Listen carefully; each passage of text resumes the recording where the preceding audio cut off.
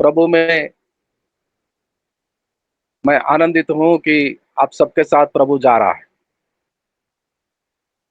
आज भी इस बोर को भी आपके हाथों को प्रभु अपने हाथ में लिए आपके साथ, आपको चलाने के लिए आपके साथ आ गया है, और वो कभी छोड़ेगा नहीं, कभी त्यागेगा नहीं, कभी आधी रास्ते पे छोड़कर हमें अकेला अनाथ छोड़कर नहीं जाएगा। दुनिया के अंत तक, जब तक वो वापस नहीं आए, हमें लेने वाला जो वादा का पक्का है मसीह का, उस दिन तक हमें साथ लेकर चलने वाला, उसका नाम को महिमा मिले।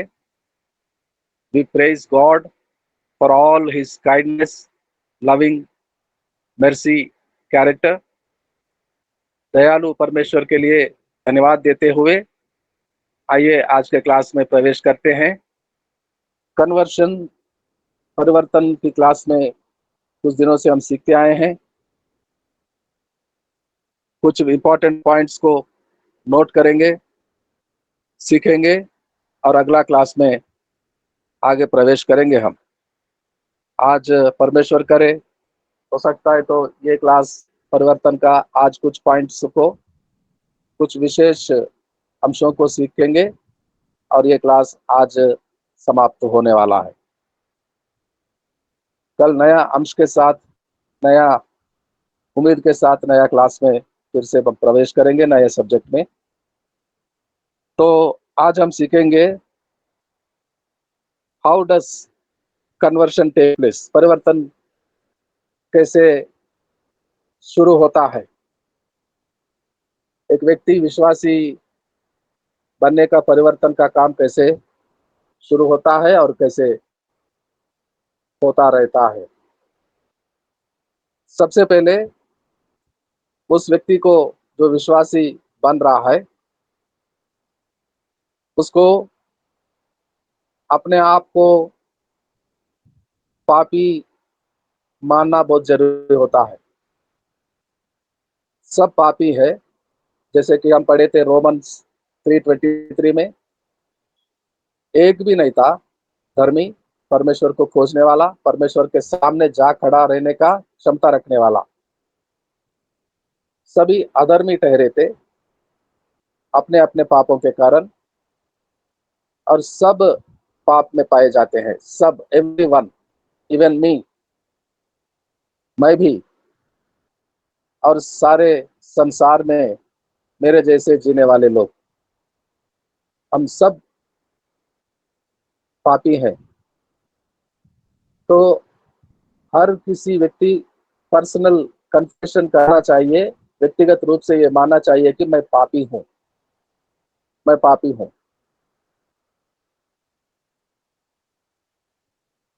पहला यूहन्ना का पत्री 1:9। पहले यूहन्ना का पत्री जल्दी जल्दी से पढ़ना है हमें। 1, 2, 3, 4, 5 पॉइंट्स को सीखेंगे हम। तो जल्दी जल्दी पढ़िए। पहला पत्री, यूहन्ना का पहला पत्री, the first letter of John, chapter 1 and verse 9। यदि हम यदि अपने हम पापों को मान ले तो वह हमारे पापों को क्षमा करें और हमें सब अधर्मों से शुद्ध करने में विश्वास आमीन है। ठीक है, ठीक है। आमीन। तो यदि हम अपने पापों को मान ले, संसार में क्या होता है, कोई चोर अपने आप को जाकर थाने में, पुलिस के सामने जाकर कहता है कि मैं चोर किया हूँ, चोरी किया हूँ, घरों में क्या बोलते हैं, डाका डाला हूँ, लोगों को मार पीट कर उनसे सोना चांदी छीन लिया हूँ। तो उन्हें छोड़ेगा, उसको छोड़ दिया जाएगा थाने में, मीडिया डालकर अरेस्ट करके, वो सारे केसेस को फाइल करके अदालत में ले जाते हैं और वहां दंड दिया जाता है, कैद में डाला दिया जाता है। और बाहर के कुछ मुल्कों में तो चोरी करते हैं तो हाथ काट देते हैं, और भी चोरी करता है और भी गुनाह करता है, गुनाह करने का आदत को नहीं छोड़ता है तो फांसी दिया जाता है, जान से मार देते हैं। लेकिन यहाँ यहाँ क्या होता है, हम अपने पापों को मान लेते हैं तो वो क्षमा करता है, क्षमा मिलता है यहाँ पर, क्षमा करता है। और उसके पवित्र लहू से, उसका इकलौता बेटे का, यीशु मसीह का क्रूस की लहू से हमें धुलकर पवित्र बना देता है। कितना संसार से और यहाँ आने से कितना फर्क होता है। वहां तो अगर कोई जाकर कहेगा कि मैं चोर हूं, मैं हत्यारा हूं, मैंने मर्डर किया हूं, लोगों का जान लिया हूं, तो वहां दंड मिलता है। यहाँ दंड नहीं मिलता, यहाँ तो क्षमा मिलता है। और यहाँ क्षमा के साथ साथ पवित्र बन जाते हैं हम। वो चोरी करने का आदत, वो मन को वो निकाल देता है हम में से, धुलता है, अपने पवित्र लहू से वाश करता है। और एक वचन को पढ़ेंगे हम, अ, भजन संहिता 32 का 5, Psalm 32 वर्स 5, Psalm 32 वर्स 5, जल्दी से। भजन संहिता 32 5, जल्दी से। क्या हो रहा है भाई बहनों? विक्टोरिया बहन, जब मैंने अपना पाप मुझ पर प्रकट किया और अपना धर्म ना छिपाया और कहा मैं यहोवा के सामने अपने अपराधों को मान लूंगा, तब तूने मेरे अधर्म और पाप को क्षमा कर दिया। आमीन। वो अदालत में जो जज साहब बैठते हैं, न्याय करने वाला, वो उसको मालूम नहीं था हमने क्या क्या किया, वो देखा नहीं। हम पर वो दोष लगाकर पुलिस थाने में केस फाइल कर, कागज पर लिखकर, वो कागज को वहां पर फाइल को उसके सामने रखते हैं, तो उसको मालूम पड़ा कि ये आदमी क्या क्या किया है। लेकिन यहाँ परमेश्वर हमारे सारे पापों को जब हम करते थे, एक पहले दिन से लेकर हर दिन का, वो देख रहा था। उसके आंखों के सामने हम सारे पापों को करते थे। और ये जज साहब मान लेने वालों का पापों को क्षमा कर देता है। स्वर्गलोक के जज साहब, संसार के जज को मालूम नहीं होता। वो पूछता, ये सब तूने किया, ये घोर अपराधों को तूने किया। और वहां तो सब कुछ पहले से उसके सामने होता है स्वर्गलोक में। हमें जब सुसमाचार के जरिए हमारे पापों को कबूल कर कर वहां जाकर हम बोलते हैं कि मैं पापी हूँ, तो वो क्षमा कर देता है। पश्चाताप करने का मन हमें देता है वो। कितना फर्क है संसार से स्वर्गलोक में प्रवेश करना।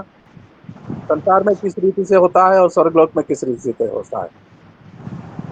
हमारे पापों को मानना है, हमें परमेश्वर के सामने जाकर कहना है, मैं पापी था, अब मैं बदलना चाहता हूँ। यीशु मसीह के समाचार को सुना हूँ मैं, यीशु मसीह को मेरा उद्धारकर्ता मानकर मैं आया हूँ, मैं पापी हूँ, परमेश्वर मुझे क्षमा कर।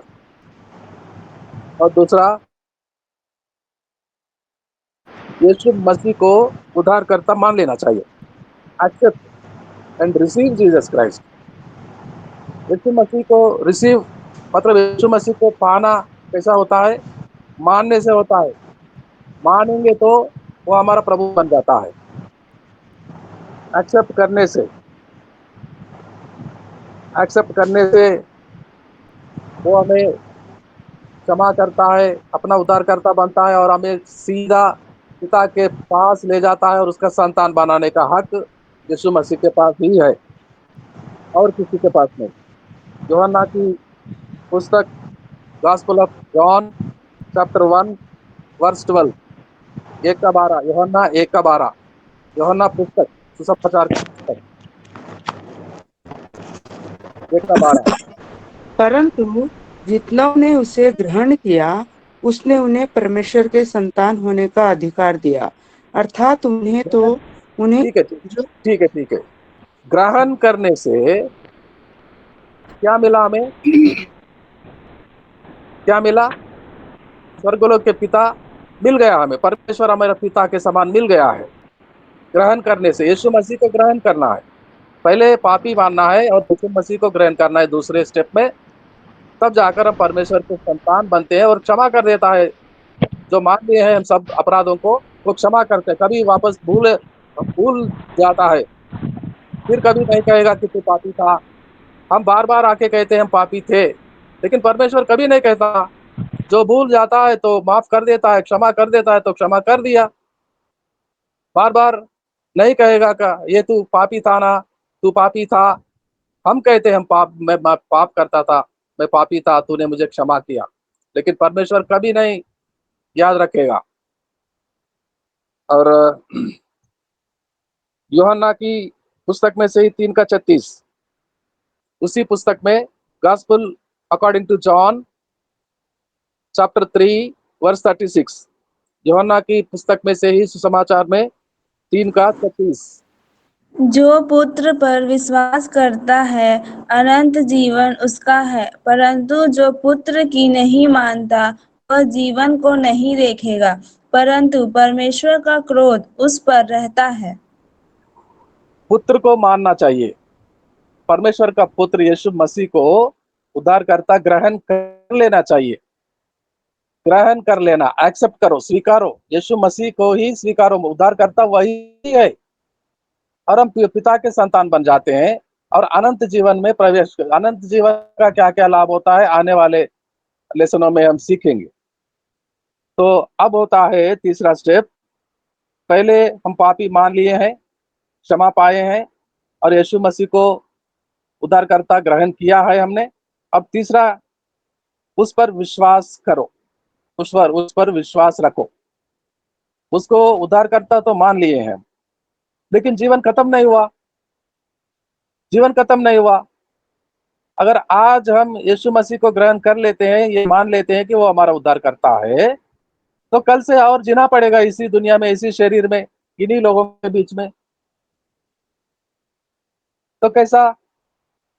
उसके लिए हमें विश्वास उस पर रखना होगा, यीशु पर विश्वास रखना होगा। विश्वास के जरिए जिएंगे। अब ये जीवन विश्वास के साथ जिएंगे। इससे पहले विश्वास नहीं था हम पर। इससे पहले हमारी पढ़ाई, हमारी क्षमता, एबिलिटीज, हमारे काम करने का क्षमता,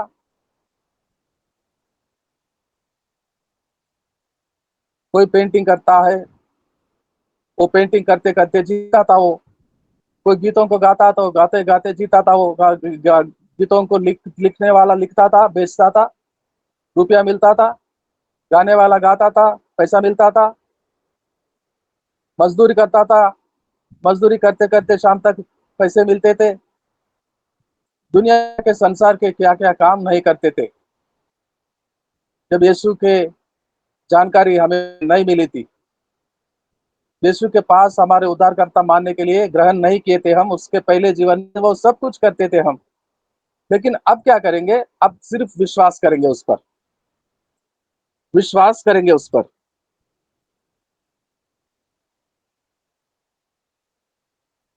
हिब्रियों की पत्री, हिब्रियों की पत्री, the letter of Hebrews chapter 11 verse 6।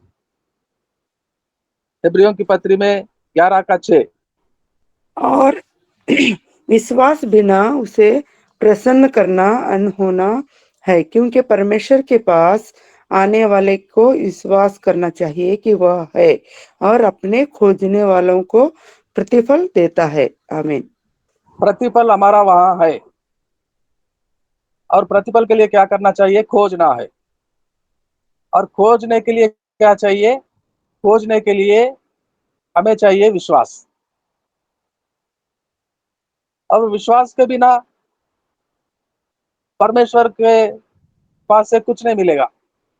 प्रसन्न नहीं कर सकते। विश्वास, यीशु पर विश्वास करते बिना, विदाउट बिलीविंग इन जीसस, हम परमेश्वर को प्लीज नहीं कर सकते, परमेश्वर की दया अनुग्रह को नहीं पा सकते।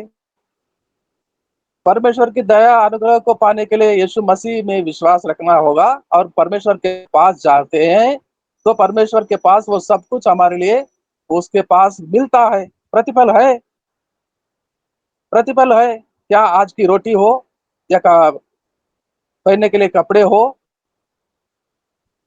या और लोगों के लिए जो जरूरतें होता है वो हमें भी होता है। हमें भी जाना होता है, बस चढ़ना होता है, रेलवे में जाना होता है, खुद की गाड़ी मोटरसाइकिल होनी चाहिए, मोटरसाइकिल में तेल भरना चाहिए, और लोगों के सामान, ये सब के लिए प्रतिफल उसके पास है, वो हमें देता है। विश्वास के साथ यीशु मसीह में विश्वास करते हैं तो हम प्रसन्न कर सकते हैं स्वर्गलोक को, परमेश्वर को, और हमें वो प्रतिफल देने के लिए तैयार है। प्रतिफल मिलेगा हमें, प्रतिफल मिलेगा हमें। पहले यूहन्ना की पत्री 5:13, the letter of John, first letter, chapter 5 verse 13। परंतु जो चंगा हो गया था वह नहीं जानता था कि वह कौन है, क्योंकि उस जगह में भीड़ होने के कारण यीशु वहां से हट गया था। आमीन। बेटी बेटी, यूहन्ना की पहली पत्री, अच्छा। जो आखिर में होता है, मैंने तुम्हें जो परमेश्वर के पुत्र के नाम पर विश्वास कर लिखा है कि तुम जानो कि अनंत जीवन तुम्हारा है। आमीन। विश्वास रखने वालों को मैं लिख रहा हूँ। यूहन्ना साहब पत्र लिखते हैं और कहते हैं, भाइयों, मेरे मेरे बच्चों, मैं इसलिए लिख रहा हूँ, तुम जानते हो परमेश्वर को। कैसे जानने लगे? यीशु पर विश्वास करते हैं। यीशु पर विश्वास करके परमेश्वर का नाम है, आपको परमेश्वर से मिल रहा है, और आप अनंत जीवन में प्रवेश कर लिए हैं। उस अनंत जीवन में रखने वाली किताब में आपका नाम लिखा गया है। आपकी हर रोज की हाजिरी हो रहा है वहां पर। भोर को आकर प्रार्थना करते हैं तो वहां पर हाजिरी लग रहा है आपका। अनंत अनंत जीवन में देख रहा है, मेरा बच्चा आ गया, मेरा बेटी आ गई है, और मुझे देना है प्रतिफल, क्योंकि यीशु मसीह पर विश्वास करते आई मेरी बेटी को, मेरे बेटे को, मेरे बच्चों को आज के लिए जो चाहिए प्रतिफल मुझे देना है, और वो देगा। अब नेक्स्ट स्टेप में जाते हैं। हमेशा खुदा को धन्यवाद करते रहें। Thankfulness, thankfulness. मैं मेरी बचपन की एक अनुभव को आपके सामने रखता हूँ। मैं बहुत छोटा था, शायद 4 या 5वां क्लास में पढ़ रहा था। हॉस्टल में रहता था मैं, हॉस्टल में, क्रिश्चियन हॉस्टल में पढ़ता था, 5 क्लास में। और स्कूल में पढ़कर हॉस्टल में वापस आते तो शाम को नहा धोकर होमवर्क करने के लिए बैठते हैं, पढ़ने के लिए बैठते हैं। सारे बच्चे लाइन से बैठते हैं, और हमारी टीचर, हमारी वार्डन साहब की बेटी, बड़ी दीदी कहते थे, बड़ी दीदी सबको पढ़ाती थी। और मैं होमवर्क करने को बैठा था। मैं मेरा बैग में यहाँ वहां देख रहा था, मेरा कलम पेंसिल नहीं मिल रहा था, पेंसिल नहीं मेरी। बच्चे होते हैं ना, वो एक दूसरे के पेंसिल को छुपा देते हैं। मैंने भी किया था, और मेरा भी कोई किया। अब मेरे पास लिखने के लिए कुछ नहीं। तो बड़ी दीदी देख रही थी, मुझे बुलाया पास में, क्या हुआ, तेरा पेंसिल नहीं मिल रहा है? नहीं दीदी। तो मैं तुझे नया पेंसिल दूं? तो मैं चुपचाप खड़ा रहा। बोलो, नया पेंसिल मैं दूं? ठीक है दीदी। दीदी ने नया पेंसिल को दिया, बहुत अच्छा था नया। मेरा तो घिस गया था, छोटा सा हो गया था। अब ये मुझे नया मिला, बहुत अच्छा लगा मुझे, मैं बहुत खुश हो गया, जाकर बैठा। दीदी बुलाई, ए इधर आ। फिर से गया मैं, दे दे मेरा पेंसिल। दे दूं? हाँ दे दे। ले ली वापस। और जाओ। मैं जाकर निराश हो गया था, ये क्या, अभी अभी पेंसिल दे दी बड़ी दीदी ने, अभी वापस ले ली। मैं जाकर बैठा,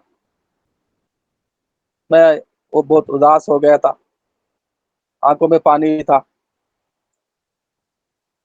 पहले बुलाकर पेंसिल नहीं देती तो मुझे कुछ नहीं होता था, मैं कुछ महसूस नहीं करता। मैं बुलाई, पेंसिल दे दी, फिर से वापस ले ली तो मुझे समझ में नहीं आ रहा था, मैं वो उदास हो गया।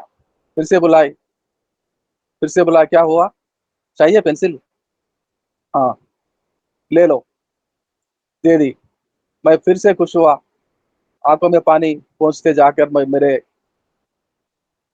सीट में बैठा। फिर से बुलाई दीदी, "ए, इधर आ रे, दे दे मेरा पेंसिल, वापस दे दे। मैं दे दिया। अब बहुत मुझे रोना आ रहा था, और जाकर बैठा। 5 मिनट रोता रहा, बड़ी दीदी देखती रही। फिर 5 मिनट के बाद फिर से बुलाया, फिर से बुलाकर बोला, ये तेरा पेंसिल है, ये तेरा पेंसिल है, मैं दे दूंगी तुझे, लेकिन तू समझ नहीं रहा है। तब मुझे समझ में आ गया, मैं सीधा उनके आंखों में देखा, समझ आ गई थी मेरे में। उनके आंखों में देखा तो दीदी भी समझ गई कि अब इस समझ आ गया है, तो पेंसिल दे दी मुझे। मैं बोला, थैंक यू दीदी, थैंक यू दीदी। और बड़े आनंद से बोला मैं, थैंक यू दीदी। ये सिखाने के लिए बड़ी दीदी कोशिश कर रही थी। मैं मेरे प्रतिफल को पाता हूँ, मुझे थैंक यू बोलना चाहिए। मेरा प्रतिफल को मैं पाता हूँ, प्रभु ने मुझ पर अनुग्रह अनुग्रह किया, मेरे पापों को क्षमा किया, तो मैं धन्यवाद नहीं कहूंगा? यीशु मसीह मेरा उद्धार किया है तो मैं यीशु मसीह को धन्यवाद करूं नहीं करूंगा? पिता से मेरा संबंध फिर से कायम रखा, जोड़ा, पिता का संतान, बेटा बेटी बनाया हमें, और बनाने वाले को यीशु मसीह को हमारे लिए अपने पापों को अपने पर लेकर क्रूस पर चढ़कर अपना लहू बहाने के लिए छोड़ा, बलिदान करने के लिए छोड़ा अपना एकलौता पुत्र को मेरे लिए। तो मैं यीशु मसीह के लिए परमेश्वर को धन्यवाद नहीं करूंगा? पापों को क्षमा, उद्धार पाना, यीशु मसीह को मेरे लिए क्रूस पे मर जाने के लिए छोड़ना, पिता का धन्यवाद नहीं करूंगा मैं? धन्यवाद करना चाहिए। धन्यवाद मसीहत में पहला स्टेप होता है, जीने के लिए परमेश्वर के साथ रिश्ता बना के रखने के लिए धन्यवाद की एटीट्यूड होना चाहिए। थैंक्स गिविंग होना चाहिए हमेशा। थैंक यू का एटीट्यूड स्वभाव बनाना चाहिए हमें हर दिन के लिए। इस महीने भर परमेश्वर ने हम सबको संभाला। 2023 का 8वां महीना आज आखिरी घड़ी में है। ये दिन गुजर गया तो नया महीने में जाएंगे हम।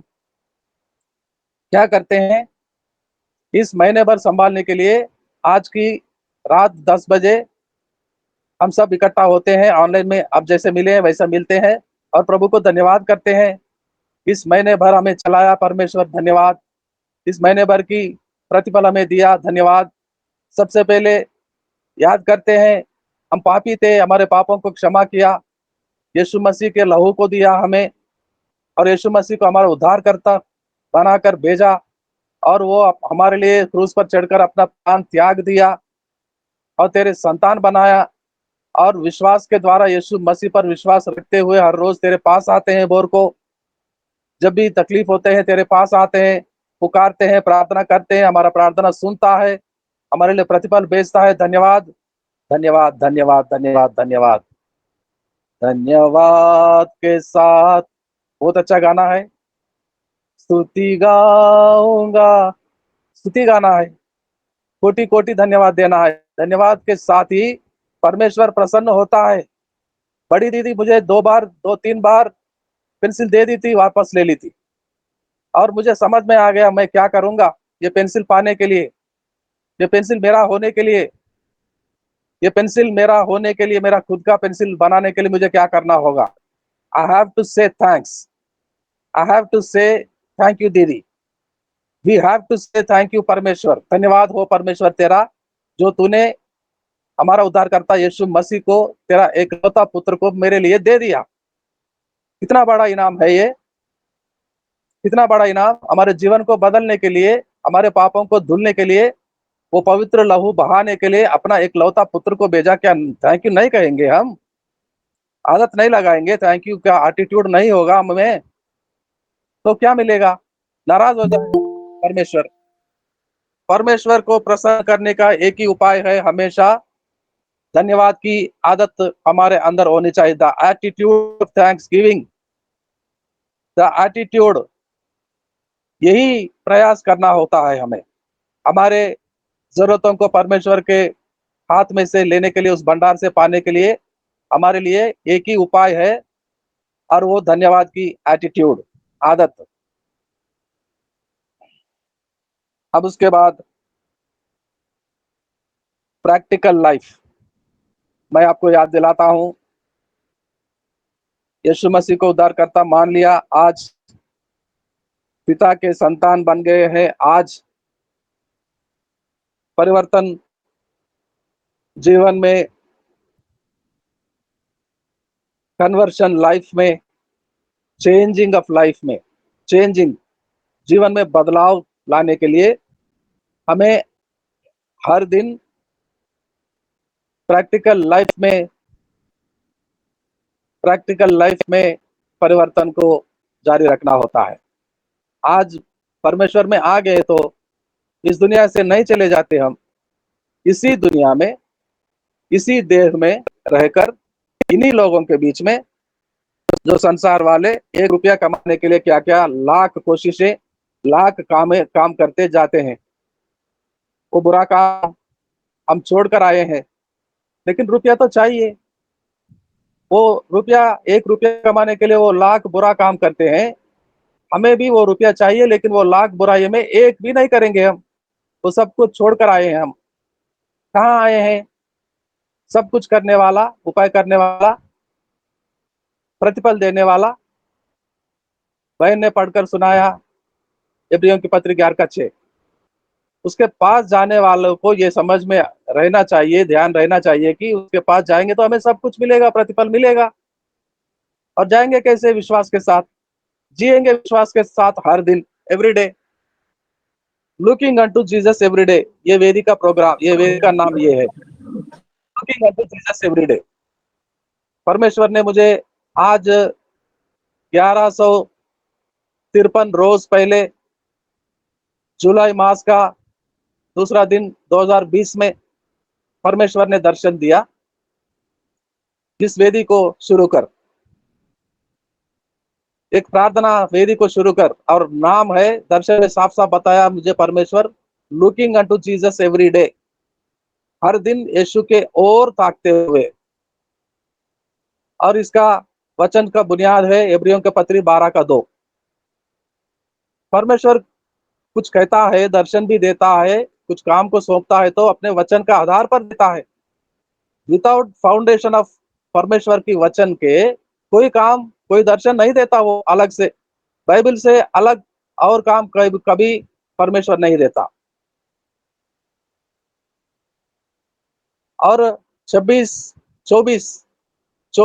मार्च को, इसी साल 24 मार्च को मुझे दर्शन दिया। परमेश्वर ने बताया एक ऐसा प्रोग्राम बनाओ, अलग अलग भाषाओं में परमेश्वर की वचन को, बाइबल को पढ़ते रहे, इंग्लिश, हिंदी, मराठी, तेलुगु, कन्नड़ा, मलयालम, उर्दू पढ़ा जाए, गीतों को गाया जाए, आराधना करते जाए, गवाहियां सुनाते जाए, सबको रिकॉर्ड करो और दुनिया को सुनाओ। सबको रिकॉर्ड करो प्रभु, और दुनिया को सुनाओ। कैसे होगा? कैसे होगा प्रभु? कितने लोगों के पास मैं जाता हूँ, कैसे रिकॉर्ड करता हूँ, कैसे रिकॉर्ड करता हूँ? जो तुम लोगों ने मुझसे पाते हैं, उद्धार को, हर दिन का प्रतिफल को, हर दिन का आटा चावल को, हर दिन जो संभालता हूँ मैं, उसके लिए थैंक यू का एटीट्यूड, धन्यवाद का एटीट्यूड जताना चाहिए। तो ये काम तुम लोगों को करना पड़ेगा। लेकिन कैसे करूं प्रभु? मैं कैसे करूं? यिर्मयाह का 4 का 19 का वचन दिया। यिर्मयाह का 4 का 19 पढ़ेंगे। यिर्मयाह का 4 का 19। Yirmayah, the book of Jeremiah, chapter 4 verse 19। Book of हाय जेरेमिया। हाय, मेरा हृदय भीतर ही भीतर तड़पता है और मेरा मन घबराता है। मैं चुप नहीं रह सकता, क्योंकि हे मेरे प्राण, नरसिंगे का शब्द और युद्ध की ललकार तुझ तक पहुंची है। आमीन। मैं चुप नहीं रह सकता, मैं चुप नहीं रह सकता। कितना लाख कोशिश करता हूं, लेकिन परमेश्वर की आत्मा मुझे इतना प्रेरणा देती है, इतना प्रेरणा। नरसिंगे के फूकने का समय आ गया है और युद्ध का वातावरण है। युद्ध हो रहा है, जंग हो रहा है यूक्रेन और रशिया के बीच में। साल गुजर जाते हैं, लेकिन युद्ध समाप्ति नहीं हो रहा है। और बड़े सताव, बड़े क्लेश, बड़ी गंभीर समस्या यहाँ वहाँ, हल्का फुल्का छत्तीसगढ़ में, उड़ीसा में, एमपी में, बिहार में, यूपी में होता था। लेकिन अचानक मणिपुर में तो जंग छिड़ने का ही हाल बन गया। लोगों को नंगा कर कर बहनों को रास्ते में घसीटते हैं, बुरा व्यवहार करते हैं उनसे और जान से मार देते हैं, जिंदा जला देते हैं। सैकड़ों मंदिरों को, भवनों को गिरा देते हैं। गीतों का पुस्तक, बाइबल को आग लगा देते हैं। इतना सब हो रहा है, इतना सब हो रहा है, और हम चुप कैसे रहें? मैं चुप नहीं रह सकता। मैं कुछ करना चाहता हूँ, चिल्ला चिल्ला कर मेरे काम को आगे आगे करना चाहता हूँ। परमेश्वर ने समझाया। और मैं पहले कभी भी, मैं कंप्यूटर का शिक्षा नहीं लिया था, मुझे कंप्यूटर काम करना नहीं आता।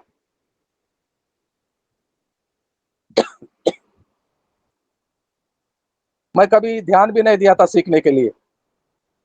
मेरे पास बहुत सारे बच्चे हैं, भाई बहनें हैं, मेरे भी बच्चे बढ़ रहे हैं, पढ़ रहे हैं कॉलेज में।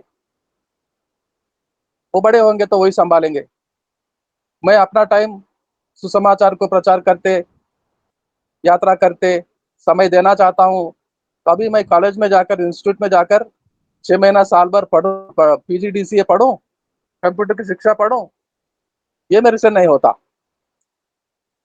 तो परमेश्वर ने सिखाया, एक ही रात में, एक ही घंटे में, उठाओ तेरा फोन, ओपन करो, खोलो यूट्यूब चैनल को। नाम क्या दूं परमेश्वर? नाम क्या होगा? Looking unto Jesus. Looking unto Jesus तो एवरीडे का, भोर का डिवोशन का समय, वो नाम है। अब इसके लिए जो यिर्मयाह 4:19 पढ़ा, उसी का रख। I can't keep silent. मैं चुप नहीं रह सकता। I can't keep silent. हम हमेशा वचन को पढ़ते रहेंगे, अलग अलग भाषाओं में, अलग अलग बहनें, अलग अलग भाई गीतों को गाते रहेंगे, आराधना करते रहेंगे अलग अलग भाषाओं में। और वो सब रिकॉर्ड कर कर छोटा छोटा वीडियो क्लिप भेजे, तो हम आई कांट कीप साइलेंट का यूट्यूब चैनल में रखते हैं।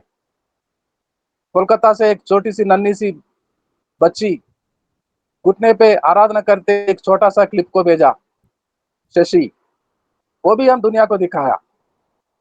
वो भी छोटे बच्चों से लेकर अलग अलग भाषाओं में से बड़ों तक, अगर आपके दिल में कुछ है, परमेश्वर की ओर से कुछ मिला है संदेश, गीतों के द्वारा या वचनों को पढ़ते, गवाही सुनाते, तो हम दुनिया को सुनाएंगे। हम क्यों चुप रहेंगे? और कैसे चुप रहेंगे? कब तक चुप रहेंगे हम? इतना सब कुछ हो रहा है, देख रहे हैं हम। प्रभु का आने का समय निकट है, उसका निकलना आने वाला है अभी। तो हमारे आखिरी दिनों में हमें क्या करने चाहिए? वही करना चाहिए हमें जो यिर्मयाह को परमेश्वर ने दर्शन में कहा। और यिर्मयाह खुद कह रहा है, मैं अभी चुप नहीं रख सकता। I can't keep silent any more, I can't keep silent. YouTube channel खुल गया और एवरी डे कुछ ना कुछ सुनाते रहते हैं, इंग्लिश में, हिंदी में, मराठी में। और दुश्मन रोकता है, अड़चन लगा देता है, रोकना चाहता है। एक बहन को आंखों में फोड़ा आ जाता है, जो उर्दू पढ़ रही थी, बीमार हो जाते हैं। तो ठीक है, 2-4 दिन, उसके बाद परमेश्वर ठीक फिर से संभालेगा, चंगा करेगा, फिर से समय देगा तो फिर से शुरू हो जाएगा। तब तक और भाई और बहन पढ़ेंगे इंग्लिश में, और भाई पढ़ेगा और भाषा में, तेलुगु में, हिंदी में, और लोग गीतों को गाएंगे। मेरे साथ कई बच्चे हैं, कई बहनें हैं मेरे मसीह में, कई भाई हैं मेरे, कई बेटे हैं मेरे, मेरे साथी। एक चुप रहेगा तो दूसरा बोलेगा, तीसरा चुप रहेगा तो चौथा बोलेगा, लेकिन बोलते रहेंगे कोई ना कोई हर दिन, और हम चुप नहीं रहेंगे। और ये चलता रहेगा, जैसे कि भोर को ये 1153वां दिन आज है, वैसे ही ना जाने कितने दिन चलेगा। I can't keep silent YouTube channel में हम बोलते ही रहेंगे, बोलते रहेंगे, बोलते रहेंगे, बोलते रहेंगे, हम अभी चुप नहीं रहेंगे। ये आदत हमें थैंक्स गिविंग एटीट्यूड में होना चाहिए। और प्रैक्टिकल लाइफ में हम यीशु के पास आने से हमें हर दिन ये जानना होगा, बोलना होगा, कन्फेस करते रहना। यूहन्ना की पुस्तक 14 का 13 और 14, the book of John chapter 14 versus 13 and 14। The book of John, यूहन्ना सुसमाचार 14 अध्याय 13 और 14। क्यों देर हो रहा है भाई? 14 का कितना ब्रदर? जो 13 और कुछ 14। जो कुछ तुम मेरे नाम से मांगोगे वही मैं करूंगा, कि पुत्र के द्वारा पिता की महिमा हो। यदि तुम मुझसे मेरे नाम से कुछ मांगोगे तो मैं उसे करूंगा। आमीन। ये कब मांगना है? मसीह जीवन में अपने आप को पिता परमेश्वर का संतान बन गए हैं तो हर दिन जीते हैं, looking unto Jesus every day. Yeshu के ओर प्रति भोर, प्रतिदिन, प्रतिदिन, दिन की शुरुआत में, दिन की शुरुआत में, हर दिन, एक दिन का नहीं है, हर दिन का है ये। Practical life is for all the days. जितने दिन हम रहेंगे, जितने दिन और बाकी है उसका आने के लिए, तब तक हर दिन का ये प्रैक्टिस होना चाहिए। हमें हमें मांगना है उससे, और जो कुछ भी मांगेंगे वो करने के लिए वो तैयार है। जो कुछ भी में कि किसी एक वस्तु का एग्जेम्पशन है, वो सब कुछ मिलेगा लेकिन खाना नहीं मिलेगा, रोटी नहीं मिलेगा, ऐसा कुछ कहा है। रोटी मिलेगा लेकिन कपड़े नहीं मिलेंगे, ऐसा कुछ कहा है। कपड़े मिलेंगे लेकिन पीने के लिए पानी नहीं मिलेगा, ऐसा कुछ कहा है। जो कुछ भी चाहिए, जो कुछ भी चाहिए, बीमार पड़ गए हैं, दवा की जरूरत है, दवाइयाँ खरीदना है, वो जानता है। सर्जरी करना है, वो जानता है। जबड़े टूट टूट गए हैं शयन कुमार का, उसको दांतों को फिर से बनाना है, सर्जरी करना है, वो जानता है। और हम मांगते हैं, हर दिन मांगते हैं उससे, तो जानकारी रखता है हमारा पिता। शयन कुमार का भी पिता है वो, शयन कुमार के पिता पास्टर सुरेंद्र कुमार जी का भी पिता है वो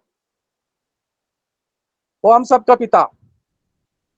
हम मांगेंगे, हर रोज के जरूरतों को मांगेंगे, और हर रोज पाते हैं हम। हमें हमारे ध्यान में ये रखना बहुत जरूरी है। हम हर रोज हमारी इच्छा के साथ दिल लगाकर हमारे पिता के पास मांगने आते हैं।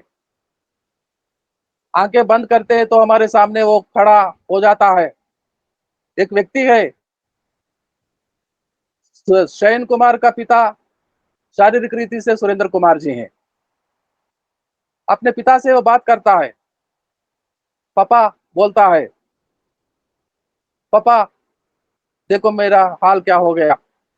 पापा सब कुछ ठीक हो रहा है, लेकिन देखो मेरे इस पैर में दर्द है। पापा पापा पापा। क्यों? देख रहा है तो वो पुकार रहा है, अपना पापा को अपने सामने पा रहा है तो बेटा बोल रहा है। प्रार्थना करने वाले के सामने पिता परमेश्वर होता है, यीशु मसीह होता है।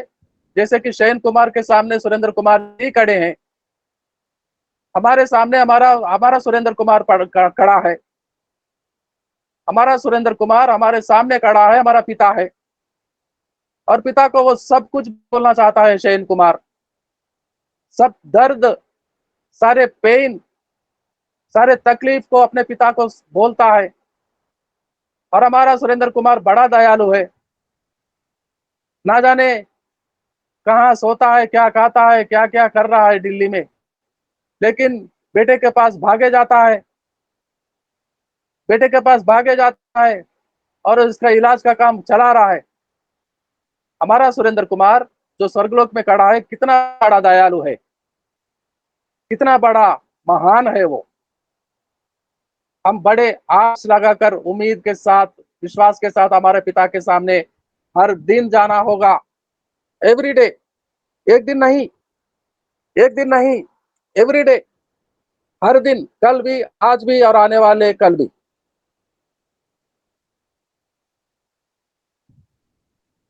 हमें रियलाइजेशन हो गया है कि वही हमारा पिता है। अगर कोई जाके शयन कुमार के सामने खड़ा होगा, बेटा मैं तेरा पिता आ गया हूं, अब डरना नहीं, लेकिन वो सुरेंद्र कुमार जी नहीं, क्या वो मान लेगा? नहीं नहीं, आप मेरा पापा नहीं होते। नहीं नहीं, मेरा पापा आप नहीं। मेरा पापा अभी अभी मेरे पास थे, मेरे लिए कुछ लाने गया है, मेरे खाने के लिए इंतजाम करने के लिए गया है, मेरा दवा लाने के लिए गया है, डॉक्टर से बात करने के लिए गया है। आप कौन होते हैं? आप तो मेरे पिता नहीं। बेटा जानता है पिता कौन है, बेटा नहीं जानता, आवाज को नहीं पहचानता, शक्ल सूरत को भूल जाता। वो प्यार भरा आवाज जो सुरेंद्र कुमार बुलाते हैं बेटे को, वो आवाज किसी और में होता है।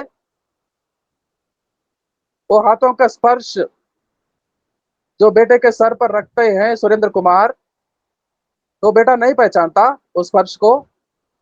बूढ़ा हो गया था इसहाक, बड़ा कौन था छोटा कौन था फर्क नहीं आया था, लेकिन बेटा तो बेटा जवान है, बेटे हैं। हमारा पिता को हम नहीं पहचानते। You have to be certain. आप ये निर्णय ले लिए हैं, समझ गए कि वो स्वर्गलोक का पिता तुम्हारा पिता है, वो स्वर्गलोक में रहने वाला तुम्हारा पिता है।